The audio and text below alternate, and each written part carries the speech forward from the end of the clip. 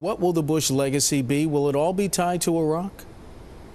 Well, you know, it's interesting. It's a historical day, obviously, when you open a presidential library and institute there. And now Texas, if you look at it, has now 3 presidential libraries in it. It's got Dallas for George W. Bush, College Station for his father, and here in Austin, LBJ. And to me, if you look at what his legacy will be, I think you have to look at it in very similar ways to what happened with LBJ. And LBJ, he left office very unpopular because of the Vietnam War. And George W. Bush left his presidency very unpopular, mainly because of the Iraq War and what happened there. His numbers have improved somewhat over time, but really his legacy, I think, is still undecided, and I think it's solely contingent on what happens in Iraq over the next 15 or 20 years.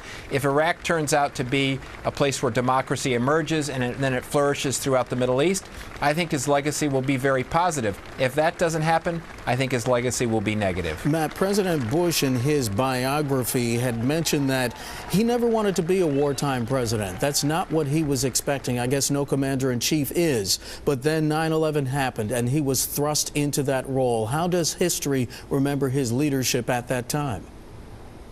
Well, the history remembers his leadership in that moment in the immediate aftermath of 9/11 very well. As you recall, his popularity went up to 90%, 92%, unheard of for a president. But then over time, that slowly dissipated. And by the time he got reelected, it was down to in the high 40s, mid 40s. And so I think at that moment, with the bullhorn moment that we all remember well, standing on top of the rubble, people remember it fondly. But the aftermath of it, where we have thousands of soldiers who have died and we've spent nearly $1 trillion, and it still looks like Iraq is a bit disorganized at best, I think it's still an unknown question. That time in that moment at 9/11, I remember it so well. His entire presidency changed in 24 hours. We didn't even ask in a poll that we had done days before 9/11. We didn't ask a single question on foreign policy or national security, and then one day his presidency changed.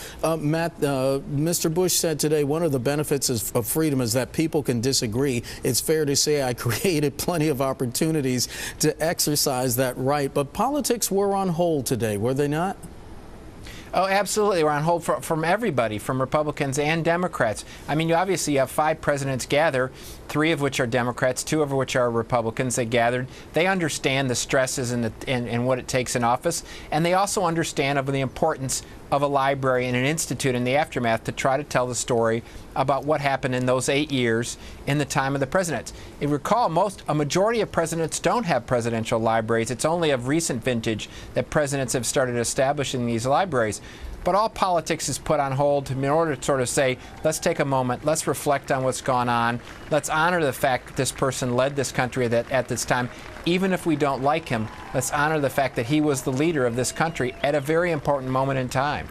Matt, you know President George W. Bush very well. You worked in the administration. President Obama, President Clinton were they were both keen to praise him and both say that he loves this country and that he is a decent man. Why does this only happen at events like this? What is so happen or so wrong with our politics that it only comes to dedications when we have talk like this? Well, that's a very good question, Mark, and it's an unfortunate situation. It's only in some major crisis or a major celebratory event like this that you actually see people gather around, put politics aside, and talk about what's in the best interest in the country. And I have to say, President Obama did something I think very positive today, which he said is if immigration reform passes, which, as you know, as of today, looks like it may pass the Senate and pass Congress for the first time. President Obama said that if immigration reform passes, it will be because of George W. Bush and what he did in his presidency to try to push that along. So politics is put aside at a moment like this. We wish it could continue on in Washington, but probably tomorrow or the next day we're going to go right back into that polarized, divisive conversation. President Bush does not miss politics. He mentioned that today, and he has mentioned that in the past. I believe the term he used was he doesn't miss the swamp.